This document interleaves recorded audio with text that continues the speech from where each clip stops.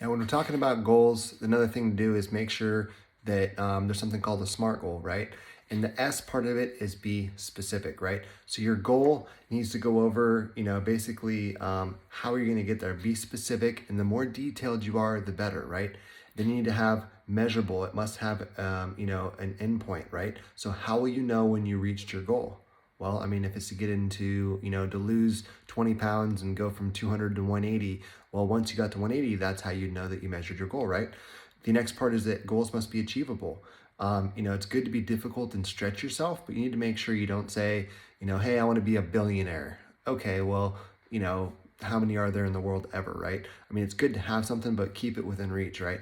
Oh, I want to lose 100 pounds. Well, if you're 150 pounds, that's not reasonable to be, to do that because you'd be 50 pounds, right? So you want to make sure that they are reasonable and achievable. Okay, now the next part is make sure that they're relevant.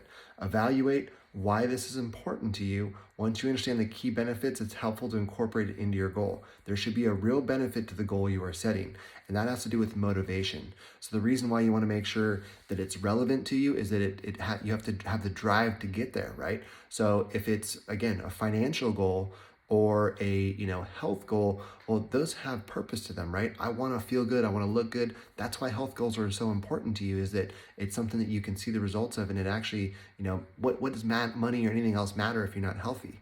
So health goals are super, super relevant and important, right? So that's the next part. And the last thing is that they must conform to a time frame. So they have a sense of urgency in there. Again, that's why you have daily goals, you have weekly, monthly, and yearly, and 5 and lifetime goals, right? But they all should kind of align. So if you have a yearly goal, then your monthly goal should be aligning you to get the 12-month step to your year. If you have weekly goals, it should be 4 weeks into the month, and your weekly goal should get you towards the monthly goal there. And then the last thing is the daily goal. What activity can you do every single day to get there?